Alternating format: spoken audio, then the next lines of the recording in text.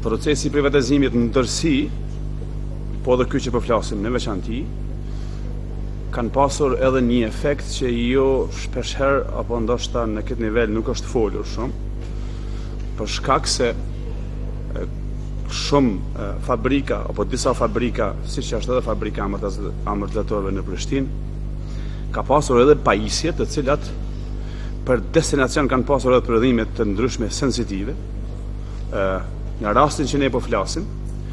dihet që fabrika e amortizatorëve në Prishtinë ka pasur mundësi dhe kapacitete edhe të prodhimit të armatimeve dhe pajisjeve tjera ushtarake.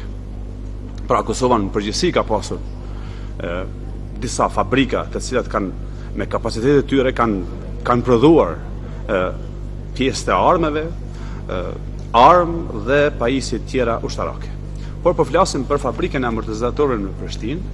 e cila ka pasur mundësi, ka prodhuar pjesë të ndryshme, e cila këtë fabrikë në atë kohë e kishte kthyer në një nga kapacitetet në ish Republikën Federative të Jugosllavisë, e barabartë me shumë fabrika tjera. Pra, kjo fabrikë ka pasur edhe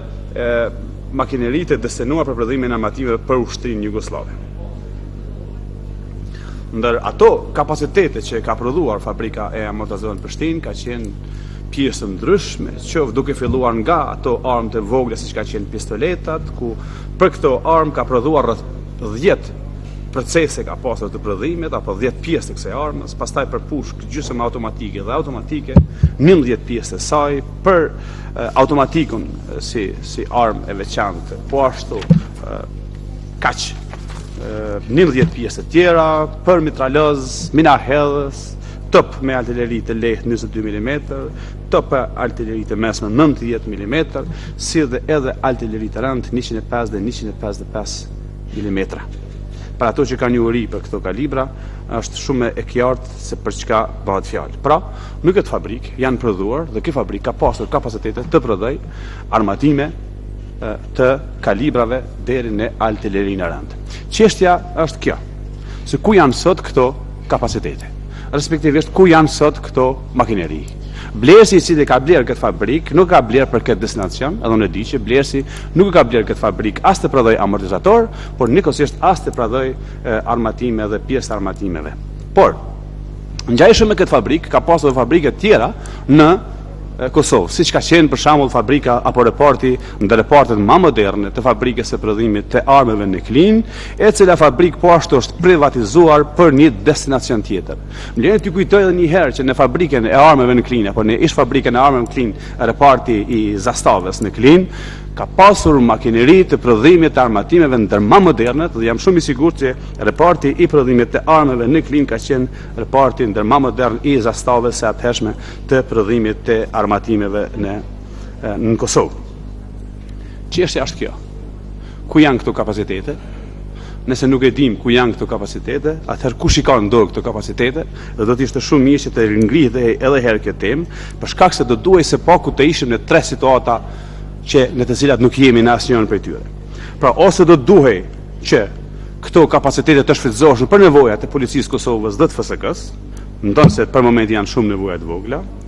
ose do duhej të ishin të ruajtura, të mbrojtura këto makineri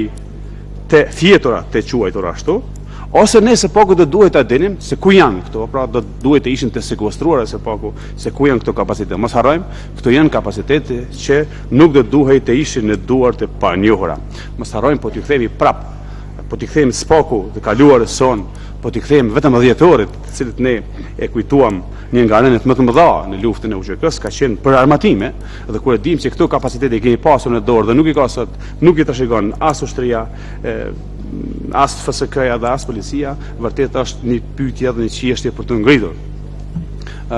Kosova